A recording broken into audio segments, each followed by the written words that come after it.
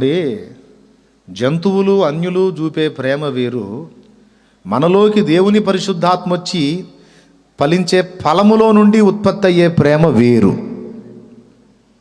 ఈ తేడా అర్థం కావాలి. లోకంలో జంతువులు కూడా ప్రేమతో ఉంటాయి, అన్యజనులు కూడా ప్రేమ కలిగే ఉంటారు. కానీ వాళ్ళ ప్రేమ వేరు, ఒక క్రైస్తవుడి ప్రేమ వేరు. వాళ్ళ ప్రేమ వేరు, ఒక యేసు శిష్యుడి ప్రేమ వేరు. వారి ప్రేమ సాధారణ ప్రేమ అయితే యేసు శిష్యుని ప్రేమ అసాధారణమైనది. అది ప్రాకృతికంగా లభించేది కాదు, ప్రకృతికి విరుద్ధమైన ప్రేమ. అది ఇక్కడ ఆత్మ ఫలము ద్వారా మనకు ఉత్పత్తి అయ్యే ప్రేమ డిఫరెంట్ అన్నమాట. అర్థమైందా? కాలేదా? ఆ ప్రేమ, దాని యొక్క లక్షణము మొట్టమొదట మనకు యేసయ్యలో కనపడిద్ది. సిలువ మీద ఆయన వేలాడుతున్నప్పుడు ఆయనను సిలువకు కొట్టించినటువంటి దుర్మార్గులందరూ ఆయన ఎదుట నిలిచి ఆయనను అపహసించి మాట్లాడుతున్నారు. బోధకుడా, నువ్వు నిజంగా దేవుని కుమారుడవైతే ఇప్పుడు నిన్ను నీవు రక్షించుకో. వాడేమి రక్షించుకుంటాడురా? అనేకులను రక్షిస్తానని చెప్పాడు, తన్ను తానే ఇప్పుడు రక్షించుకోలేడు. ఆ 3 మేకులు తీసుకొని రా, అప్పుడు నీవు దైవ కుమారుడవు, మెస్సియావని మేము నమ్ముతాం అని ఎగతాళి చేస్తూ ఆయన దేహమంతా గాయాలమయమై రక్తమంతా పోయి చాలా మరణకరమైన వేదనలో ఆయన ఉన్నప్పుడు కింద నిలువబడి అపహసించారు. అంత దారుణంగా ఆయనను అపహసిస్తున్న వారిని గూర్చి ప్రభు ఆకాశం వైపు కనులెత్తి ఏమన్నాడో తెలుసా? తండ్రి, తండ్రి, వీరేమి చేయుచున్నారో వీరెరుగరు, వీరిని క్షమించు అన్నాడు. ఇది సాధారణ ప్రేమ అని చెబుతావా, అసాధారణ ప్రేమ అని చెబుతావా? ఆ మాట విని బిత్తరపోయాడు కుడి ప్రక్కనున్న దొంగ. ప్రారంభంలో ఇద్దరు తృణీకరించారు. ఆ దొంగలు ఆయనను అపహసించిరి అని రాయబడి ఉంది. తర్వాత యేసు ప్రభువారు తనను నిందించి దూషించి ఎగతాళి చేసి అవమానంగా మాట్లాడుతున్న వాళ్ళ వైపు, వాళ్ళ పక్షంగా తండ్రిని వేడుకున్నప్పుడు ఆ ప్రేమ కుడిపక్కున్న దొంగను కదిలించి పడేసింది. యేసయ్య సిలువలో పలికిన 7 మాటలు అని చెప్తారు కదా, అందులో మొదటి మాట ఏమిటి? తండ్రి, వీరేమి చేయుచున్నారో వీరెరుగురు గనుక వీరిని క్షమించు. ఆయన గుండెలో ఉన్న ఆ బిడ్డల పట్ల ప్రేమ, ఆ అసాధారణ ప్రేమ, ఆ ఆత్మమూలముగా కలిగిన దైవిక ప్రేమ కుడిపక్కున్న గుండె, ఆ దొంగ గుండెను బద్దలు చేసింది. వెంటనే వాడు ఆశ్చర్యపోయాడు. ఆయన ఆ మాట పలకగానే అప్పటిదాకా ఎడమ ప్రక్కన్న దొంగతో పాటు ఏకీభవించి ఎగతాళిగా మాట్లాడింది వీడు. ఎప్పుడైతే ఈ మహానుభావుడు ఈ మాట పలికాడో వాడి గుండె బద్దలైపోయి ఎడమ ప్రక్కన్న దొంగ ఇంకా ఎగతాళిగా మాట్లాడుతుంటే అప్పుడు వీడు వారించాడు. రేయ్, ఆగాగాగాగు, ఏం మాట్లాడుతున్నావురా? ఏం మాట్లాడుతున్నావురా? నేను కూడా తేడా పడ్డాను, నువ్వు ఎదవా. ఆయన ఏం మాట్లాడినాడో ఇప్పుడు విన్నావా? ఆయన ఏమన్నాడో ఇప్పుడు విన్నావా? ఇది మానవ హృదయం కాదురా, ఇది మనుషుని గుండె కాదురా, ఇది దేవుని హృదయం రా, ఇది దేవుని గుండెరా. అమ్మో, నాకు ఇప్పుడే అర్థమైంది. అరికాలు మొదలు నడినెత్తి వరకు నిలువెల్లా గాయాలమయం చేసి రక్తసిక్తం చేసి నెత్తుటి ముద్దగా ఆ చర్మము చీలికలు పేలికలు చేసి చిత్రవద చేసి ఆయనంత కిరాతకం చేస్తే ఆ దుర్మార్గుల్ని క్షమించమని అడిగాడంటే ఇది మానవ గుండె కాదురా, ఇది దేవుని హృదయం రా, ఇది దేవుని గుండె. నా గుండె బద్దలైపోయిందిరా ఆయన అన్న మాటకి. ఒరే, మనం ఈ బాధను అనుభవించడం న్యాయమేరా? మనం దుర్మార్గం చేశాం. చాలామంది మానవ ప్రాణాలు దోచుకున్నాం, ధనాన్ని దోచుకున్నాం. మనకి శిక్ష విధి న్యాయమేరా? కానీ ఈ బోధకుని గురించి నేను అప్పుడప్పుడు విన్నాను. ఈరోజు నేను విన్నది కన్నులారా చూశానురా. ఈయన కనికర సంపన్నుడని, దయగలవాడని, క్షమాహృదయుడని, దేవుని అంతటి వాడని నేను విన్నది ఇప్పుడు చెవులారా, విన్నది కళ్ళారా చూశానురా. నేను ఈ నీతిమంతుని దగ్గర ఏ దోషము లేదని పొంతి పిలాతు చెప్పలేదా? అది నిజంరా, అది నిజంరా అని అతడు అన్నాడు. యేసు ప్రభువా, ఇప్పుడు నేను నమ్ముతున్నాను, నిన్ను నమ్ముతున్నాను, నీ రాజ్యాన్ని నమ్ముతున్నాను. ప్రభువా, నీవు నీ రాజ్యముతో కూడా వచ్చినప్పుడు నన్ను జ్ఞాపకం చేసుకుంటావా? అప్పుడు రెండవ మాటగా పలికాడు, వారి వైపు తిరిగి, నేడు నీవు నాతో కూడా పరదైసులో ఉంటావన్నాడు. హల్లెలూయా, హల్లెలూయా.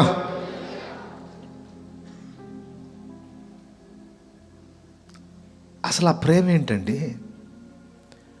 ఆ క్షమించటం ఏంటి? ఆ దయ ఏమిటి? ఆ కరుణ ఏమిటి? ఆ జాలి ఏమిటి? అంత దుర్మార్గుల మీదనా? అంత దుర్మార్గం చేసి దేహమంతా, చర్మమంతా చీలికలు పేలికలు అయ్యేటట్టు చిత్రవద చేసిన దుర్మార్గుల మీద అంతటి కనికరం అంటే అది మానవ హృదయానికి సాధ్యమా? మానవ హృదయానికి సాధ్యమా? నో. దేవుని ఆత్మ ద్వారా మాత్రమే అది సాధ్యం. అది అసాధారణ ప్రేమ. అది మొదట యేసులో కనపడింది, దేవుని ఆత్మ మూలముగా. ఆత్మ ఫలము ఫస్ట్ యేసులో వ్యక్తమవుతుంది. ఆయన పరిశుద్ధాత్మతో నిండుకున్నవాడు ఆత్మ బలముతో అరణ్యము నుండి గలిలయకు వచ్చి ప్రకటించనారంభించాడని లూకాలో ఉంటుంది. పరిశుద్ధాత్మ తనలో కలిగి ఉన్నవాడు యేసు. బాప్తిస్మ పొందినప్పుడే ఆత్మ పావురాకారంతో ఆయన మీదికి వచ్చి వాలటం, అదనపు శక్తితో నింపబడటం కోసం అరణ్యములో 40 దినములుండి ప్రార్థనలో గడిపి ఆత్మ బలముతో, ప్రభావముతో, శక్తితో నింపబడిన వాడై వచ్చి ప్రకటింపను ఆరంభించాడు. ఆ ప్రభావం, ఆ బలం, ఆ ఆత్మ ఫలం చివరి వరకు యేసులో కనపడింది. ఆఖరికి తుది శ్వాస విడిచేంత వరకు, సిలువలో సమాప్తమైనదనేంత వరకు ఆత్మ ఫలము యేసులో కనిపించింది. ప్రియులారా, హల్లెలూయా, హల్లెలూయా. ఆ ఆత్మ ఫలమే అంత దుర్మార్గుల్ని కూడా క్షమించటం. ఇదే లక్షణం తన దాసునిలో కనపడింది. చూడండి, స్టెఫన్. అపోస్తలుల కార్యములు ఒక్కసారి బైబిల్ తీసుకుంటే, అపోస్తలుల కార్యములు 7వ అధ్యాయము 59వ వచనం. ప్రభువును గూర్చి మొర్రపెట్టుచు, యేసు ప్రభువా, నా ఆత్మను చేర్చుకోమని స్టెఫను పలుకుచుండగా వారు అతనిని రాళ్లతో కొట్టిరి. అతడు మోకాళ్ళుని, ప్రభువా, వారి మీద ఈ పాపం మోపుకుమని గొప్ప శబ్దముతో పలికెను. దేవునికి స్తోత్రం కలుగును గాక. ప్రభువా, వారి మీద ఈ పాపము మోపకుమని గొప్ప శబ్దముతో పలికెను. ఈ మాట పలికి నిద్రించెను. అదిగదిగదిగో తన ప్రియ ప్రభువు ఎలాగైతే ప్రవర్తించాడో శత్రువుల ఎడల, అలాగుననే తన దాసుడు కూడా ప్రవర్తించాడు. చూడండి,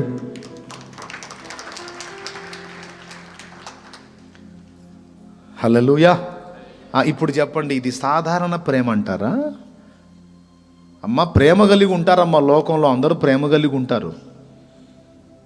తమకు అనుకూలంగా ఉన్న వాళ్ళతో, తమ మాట వినేవాళ్లతో, తమకు పనులు చేసి పెట్టే వాళ్ళతో, తమను ఇష్టపడే వాళ్ళతో, తమను వ్యతిరేకించని వాళ్ళతో, తమ గురించి 10 మందికి మంచిగా చెప్పే వాళ్ళతో ప్రేమ కలిగి ఉంటారు అందరూ లోకస్తులు. తమ శత్రువులను ప్రేమించి వారి కోసం, వారికి మేలు చేయడం కోసం ఆలోచించే వాళ్ళు ఉంటారా? కన్న తల్లి బిడ్డను ప్రేమిస్తుంది వాడు మంచిగా ఉంటే. అదే వాడు దుర్మార్గుడై, వాడు తేడాగాడైతే, ఎన్నడూ చస్తావురా నువ్వు, నీ నాశనంగాను నువ్వు జావా అంటదా అందా? ఆ తల్లినే పట్టుకొని కొట్టే కొడుకు అయితే ఏమంటదండి? నీ చేతులు ఇరిగిపోను, నీ కాళ్ళు ఇరగా, నువ్వు ఎన్నడూ చస్తావురా అని రకరకాల తిట్లు. లోకస్తులైతే అందరూ కూడా. మరి తల్లి ప్రేమ అందరి ప్రేమ కంటే గొప్పదంటారుగా. కొడుకు తనను కొట్టనంత వరకు, హింసించినంత వరకు, వేధించినంత వరకే. అదే కొట్టి తిట్టి హింసించి ఈడ్చి రోడ్డు మీద లాగితే కన్న తల్లి కూడా శాపాలు పెడుతుంది, డౌట్ లేదు. నువ్వు ఎగిరిపడి సావాలరా అంటది. ఎందుకు? దెబ్బలకు. అది లోక ప్రేమ. అనుకూలంగా ఉన్నంత వరకే అది నిలిచి ఉంటుంది. వ్యతిరేక పరిస్థితులు వస్తే అడ్రస్ కూడా దొరకదు. కన్న తల్లి ప్రేమైన. కానీ యేసయ్య ప్రేమతో అలా పోల్చగలమా? యేసయ్య ప్రేమను తల్లి ప్రేమతో ఈక్వల్ చేయగలమా? అందుకే తల్లిని మించిన ప్రేమ నాదన్నాడు.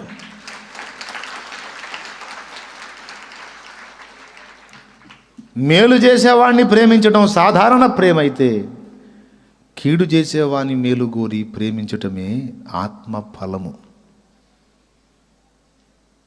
ఆత్మ ఫలము. మనలో శరీరేచ్ఛలు చచ్చేంత వరకు ఆత్మదేవుడు మనలో ఉన్నా ఆయన తన ఫలమును వ్యక్తపరచడం సాధ్యం కాదు. మన శరీర క్రియలు అడ్డుపడుతుంటాయి.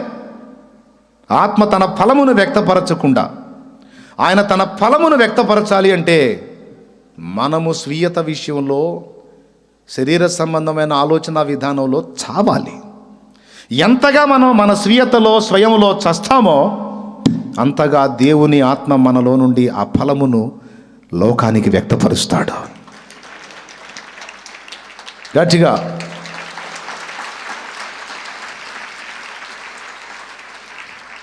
హల్లెలూయా, హల్లెలూయా. అయితే ఆత్మ ఫలమేమనగా ప్రేమ. ఏం ప్రేమ? అంత అనుకూలంగా ఉన్న వ్యక్తుల్ని ప్రేమించటమా ప్రేమ? అదా దైవిక ప్రేమ? మంచిగా పైసలు సంపాదించి ఇల్లు కదలకుండా అమ్మాయి గారిని ఇంట్లో కూర్చోబెట్టి మంచిగా పెద్ద పెద్ద స్క్రీన్ ఎల్ఈడి ఇంట్లో పెట్టి రిమోట్ ఇచ్చి అన్నీ చూసుకోమ్మా, ఏం కావాలంటే అవి అన్నీ ఏర్పాటు చేశాను అనే భర్తను ఏ భార్య అయినా ప్రేమించిద్ది. ఏ భార్య అయినా ప్రేమించిద్ది.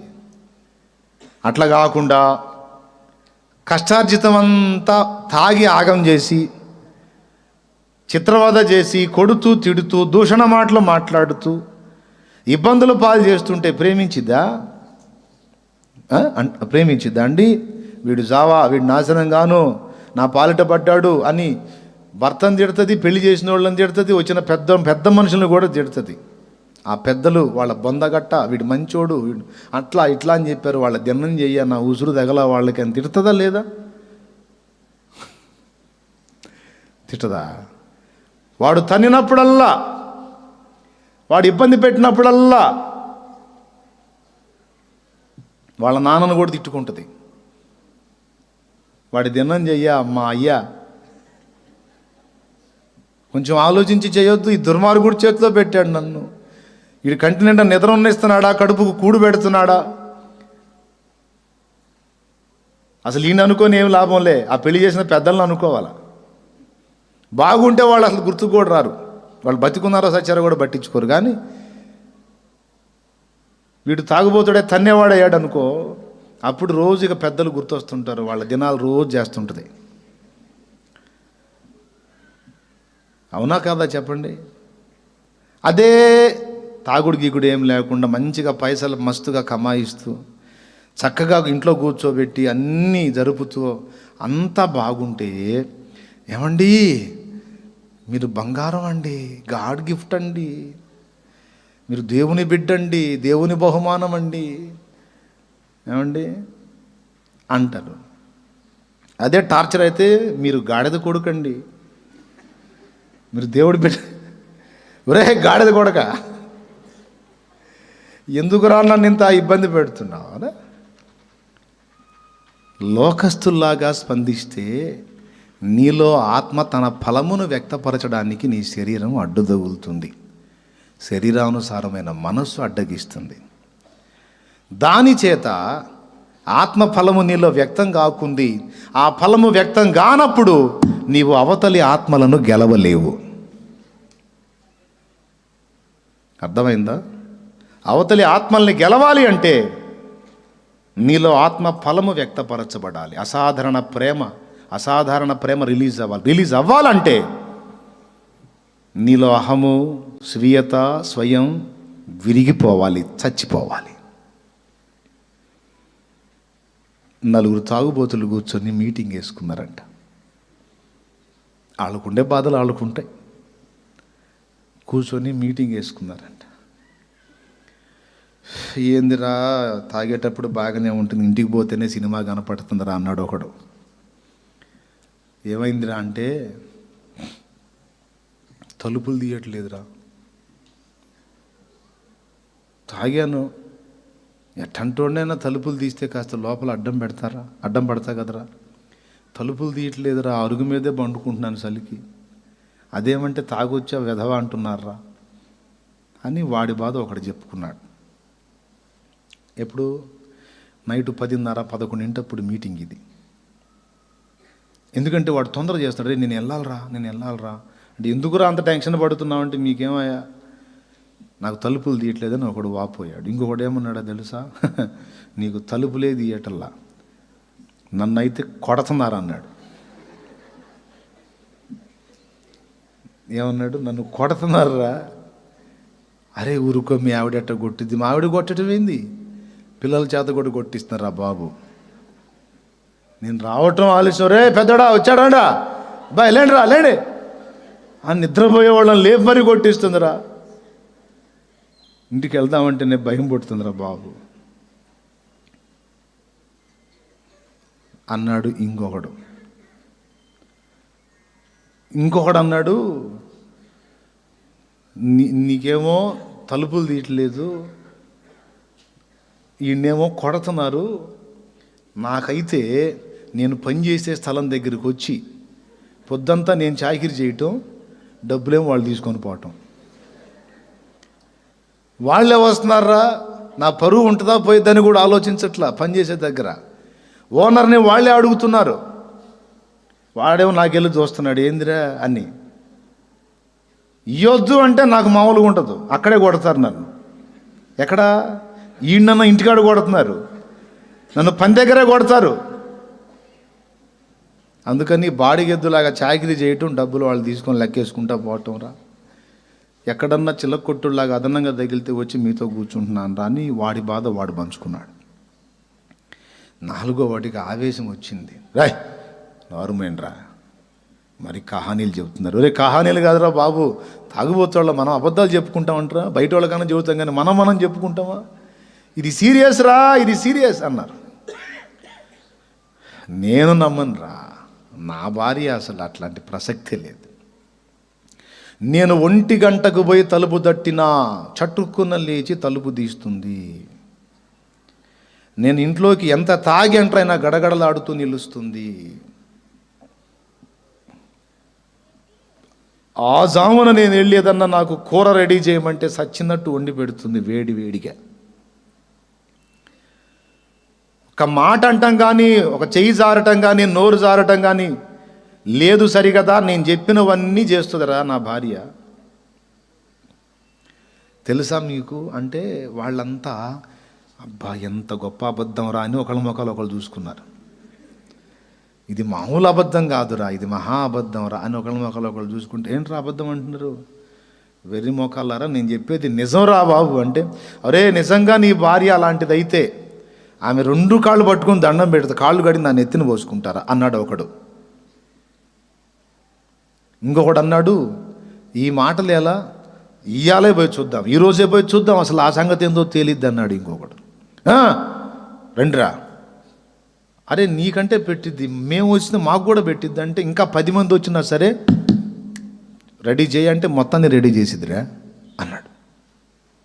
అమ్మ బాబోయ్, వీడేంద్ర మరి ఓవర్ యాక్షన్ చేస్తున్నాడు. అట్లయితే మన ఇళ్ళకపోయిన ఎటుగుడి తన్నులు తినాలి కదా, వాడింటికే పోదాం, వాడి సంగతి ఏందో చూద్దాం అని మొత్తం బయలుదేరారు. ఎన్ని గంటలైందయ్యా వీళ్ళు తాగి ఈ సుత్తి మీటింగ్ అంతా అయిపోయి బయలుదేరేసరికి 12 దాటింది. ఆ జామున పోయారు. వాకిడి దగ్గరే కూర్చుంది నిజంగా మహాతల్లి కూర్చుంది. రాగానే వచ్చారండి, మరి స్నానం ఏమైనా చేస్తారా, ఏమన్నా చేయమంటారా అని అడిగింది. వీళ్ళు ఒకళ్ళ మొక్కలు ఒకళ్ళు చూసుకుంటున్నారు. అన్నయ్య గారులు వచ్చారుగా, అన్నయ్య మీరు తిన్నారా, ఏదన్నా రెడీ చేయమంటారా అంటే వీడు అసలు మహా సీరియస్, ఏదో ఘన విజయం సాధించి వచ్చిన వాళ్ళలాగా, ఏముండావు, ఫలానా ఫలానా ఉండే, అవి కాదు, ఇదిగో ఇది వండు అని ఇచ్చాడు. అలాగేనండి, ఒక్క 10 నిమిషాలు అలా కూర్చోండని మొత్తం నలుగురిని కూర్చోబెట్టింది. వాళ్ళకి కావాల్సినవి అక్కడ అందుబాటులో పెట్టింది. ఈలోపు ఈ తింటా ఉండండి, నేను రెడీ చేసుకొస్తానని వాళ్ళందరికీ ఆతిథ్యం చేసింది. ఏవో ఆమె సిద్ధపరిచిన ఆహార పదార్థాలు వాళ్ళ ముందు పెట్టింది. వీళ్ళకేం అర్థం కావట్లా, ఒకళ్ళ మొక్కలు ఒకళ్ళు చూసుకుంటున్నారు. ఇదేంట్రా, మన ఇళ్లలో జరుగుతున్న దానికి ఆపోజిట్ కనపడుతుంది ఇక్కడ, మనం కలకంటున్నామా లేకపోతే నిజమేనా అని మళ్ళీ ఒకడినొకడు గిల్లి చూసుకున్నారు. నిజమే రో, అసలు ఇంత సన్మానాలు సత్కారాలు ఉండవు కదా తాగుబోతోడికి, చీత్కారాలు తిరస్కారాలే కదా, అంత డిగ్నిటీగా వాడు మెయింటైన్ చేస్తున్నాడు. ఎరా చూసారా, చెప్పలా, ఏమనుకుంటున్నారా అని కాలర్ పైకి వేసాడు వాడు. ఒరే నిజమే రో, నిజమే అని ఒక 1/2 అవర్లో అంతా రెడీ చేసి తెచ్చి వాళ్ళ ముందు పెట్టేసింది. 1:30 అట్లా అయింది టైము. శుభ్రంగా తిన్నారు. తిని అమ్మా కమ్మగా పెట్టావు తల్లి, వాళ్ళు అనుకుంటున్నారు ఇదంతా అయిపోయిన తర్వాత ఏమన్నా కోటింగ్ ఉంటుందేమో అని. అసలు అట్లా ఏమి లేదు, ఏమి లేదు. వాళ్ళకు కూడా దుప్పట్లు ఇచ్చింది, వాళ్ళకు కూడా దిండ్లు ఇచ్చింది, చక్కగా భర్తకి అంత బెడ్ రెడీ చేసేసింది. వీడు వెళ్ళి బరీగా తిని హాయిరే ఆడ పండుకోండి, నేను కూడా పండుకుంటా ఇక్కడ పండుకున్నాడు. కాళొచ్చు అన్నాడు. అలాగేనండి, నూనె రాసేదా, కొబ్బరి నూనె రాసేదా, మామూలుగా వచ్చేదా, నూనె రాసొత్తు.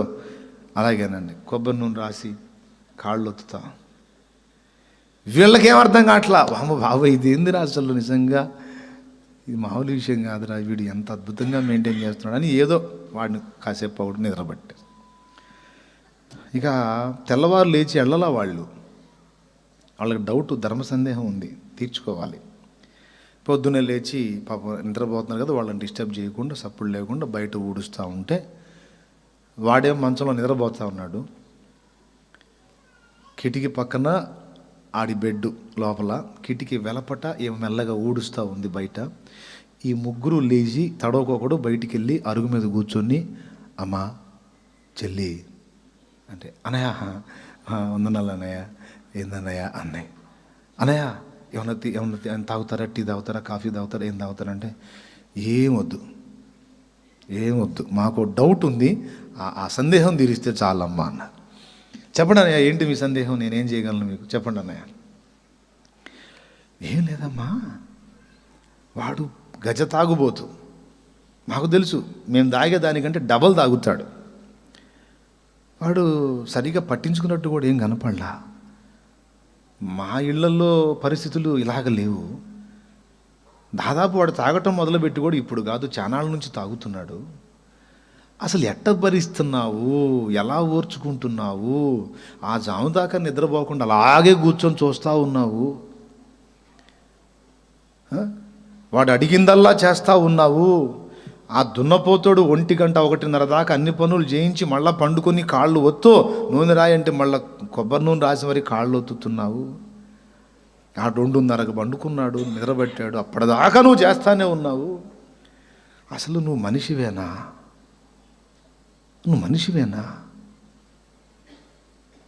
లేకపోతే వాడి కోసం ఏమన్నా దేవలోకం నుండి వచ్చావా? మనుషుల్లో అయితే ఇలాంటి తత్వం మేము చూడలేదమ్మా. ముఖ్యంగా మా విషయాల్లో చూసుకుంటే మాత్రం చెప్పుకోవటం ఎందుకులేమ్మా, మాకు రోజు సన్మానమే అని వాళ్ళ డౌట్స్ అడిగారు. వీళ్ళు ఈ మాట్లాడుతున్నప్పుడు అటుపక్క మంచం మీద పండుకున్నాడు, నిద్ర మెలకు వచ్చింది. ఆడు నిద్రపోయినట్టు పండుకున్నాడు, కానీ వీళ్ళు అడిగిన డౌట్స్ ఆమెం సమాధానం చెప్పిద్దో వాడు కనిపెట్టి వింటా ఉన్నాడు. అప్పుడు ఆమె 2 సంగతులు చెప్పింది. ఇదే అన్నయ్య, దాని ఏముందిలే అన్నయ్య, చెప్తా వినండి అని. మొట్టమొదట, మేలు చేస్తేనే ప్రేమించటం, కీడు చేస్తే ద్వేషించటం అనేది లోకస్తులు చూపే ప్రేమ అన్నయ్య. కానీ నేను నమ్మిన దేవుడు అలాంటి వాడు కాదు. కీడు చేసినా సరే ప్రేమ చూపు అని నాకు నేర్పినటువంటి మహనీయుడు నా దేవుడు. శత్రువుని కూడా ప్రేమించు, కీడు చేత జయింపబడక మేలు చేత జయించు అని నేర్పాడు అన్నయ్య. కాబట్టి అన్నీ అనుకూలంగా ఉంటే ప్రేమించేటువంటి ప్రేమ అది లోక సంబంధమైన ప్రేమ అన్నయ్య. అన్నీ ప్రతికూలంగా ఉన్నా కూడా ప్రేమించటమే దేవుని ప్రేమ అన్నయ్య అంది మొదటి మాట. ఇది పరిశుద్ధాత్మ ప్రేరణతోనే మాట్లాడుతున్నాను నేను, మనుష్య మూలంగా కాదు, గుర్తుపెట్టుకోవాలి. రెండవది, నేను ఆయన్ని నిజంగా ప్రేమిస్తున్నాను అన్నయ్య. ఆయన అంటే నాకు చాలా ఇష్టం. ఆయన కొన్ని సంవత్సరాలుగా తాగుతున్నాడు నాకు తెలుసు, కానీ కొన్ని సంవత్సరాలుగా నేను కూడా యేసు ప్రభుని నమ్ముకున్నాను. ఆయన మార్గంలో నడుస్తున్నాను, ఆయన రక్తంలో కడగబడ్డాను, పాప క్షమాపణ నిమిత్తం బాప్తిస్మం పొందుకొని పరిశుద్ధురాలనయ్యాను. అనయ్య ఏ క్షణాన నేను చనిపోయినా, అనయ్య ఇక్కడ ఎక్కువ కాలం ఉండంగానయ్య, మనం ఇప్పటికే సగం వయసు అయిపోయింది, ఇంకా కొంచెమే ఉంది. తర్వాత నేను కన్ను మూసి నా ప్రభువు ఒడిలో, నా కన్న తండ్రి ఒడిలో నిత్య జీవం అంతా సుఖపడతానన్నయ్య. నేను నా యేసయ్య ఒడిలో, నా ప్రభు కౌగిలిలో, నా ప్రాణప్రియుడు, నా కన్న తండ్రి ప్రేమ కౌగిలిలో ఇక నాకు నిత్యత్వం అంతా సుఖమే. పాపం నా భర్త పిచ్చోడన్నయ్య, అన్ని తెలుసు అనుకుంటాడు కానీ తెలియదు. జ్ఞానవంతుడు అనుకుంటాడు కానీ వెర్రోడన్నయ్య. త్రాగుతాడనే కానీ నా భర్త కదా అన్నయ్య. ఆయన మీద నాకు మమకారం ఉంది. అమాయకుడు అన్నయ్య.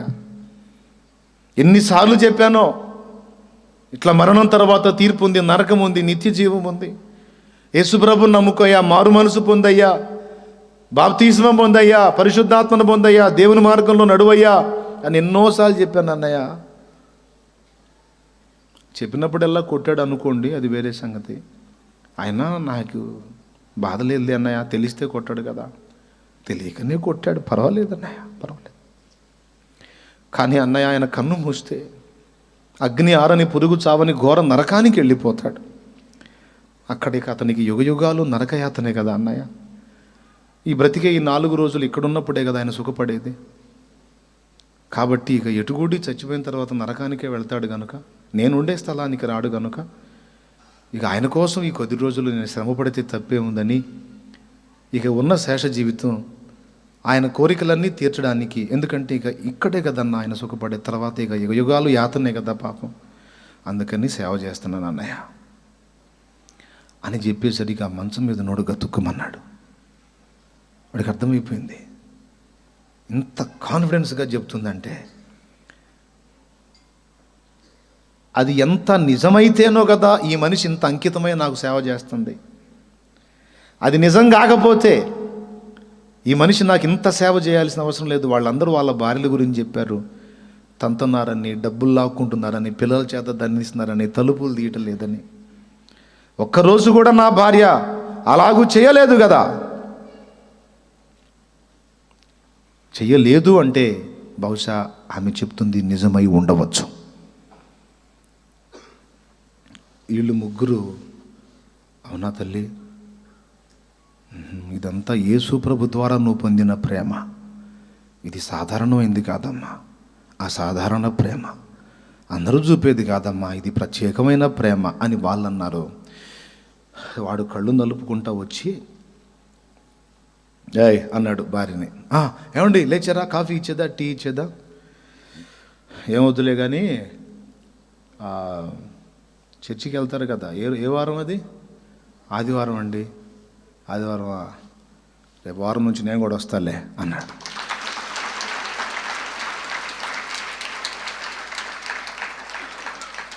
ఏంటంటే మీరు మాట్లాడేది నిజమేనా? నిజమేనా ఏంటే? నిజమే. నువ్వేమో ప్రభు దగ్గరికి వెళ్ళేటట్టను, నేనేమో అగ్నికి వెళ్ళేటట్ట. నేను ఎందుకు పోతాను? బల్లే పని. ఎదవ తాగుడు ఏడిసింది, అది నన్నేం చేసిద్ది? మానేస్తాను.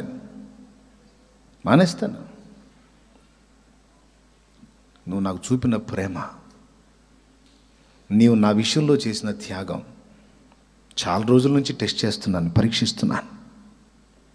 నువ్వు చెప్పింది నిజం, నేను నమ్ముతున్నాను. ఎంత నిజం కాకపోతే ఇంత అంకితమై చేస్తావు నాకు.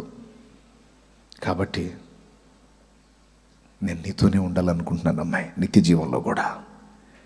ప్రభు దగ్గర నువ్వున్న కాడ నేను కూడా ఉండాలనుకుంటున్నాను.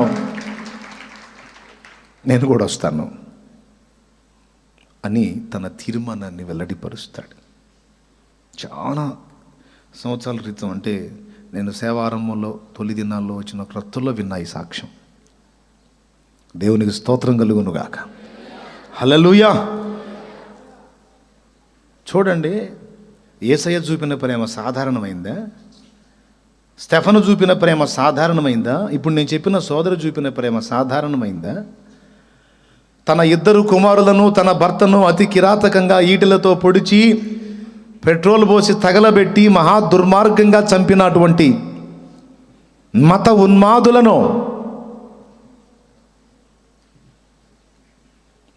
ఉన్మాదులను మనసారా క్షమిస్తున్నానన్న గ్లాడిస్ స్టెయిన్స్ ప్రేమ సాధారణమైందా? ఇది ఆత్మఫలములో కనబడుతున్న ప్రేమ అనే తొన.